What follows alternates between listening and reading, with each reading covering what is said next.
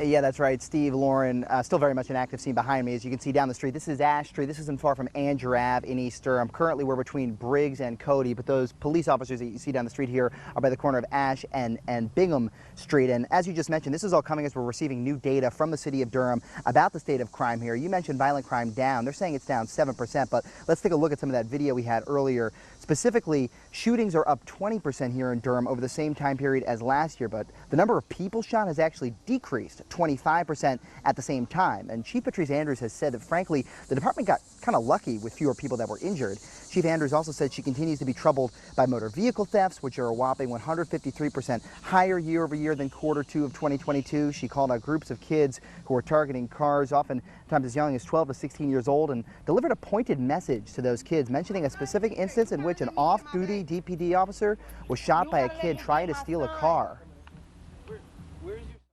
I would say that it's disheartening that our kids are engaged in this kind of behavior. You know, and certainly I can't imagine an off-duty officer. They're fortunate that that officer didn't have their gun on them. I mean, you know, because they're playing adult games, and that's just not something that you want to do. And you know, our kids, we need to figure out why they're doing these things.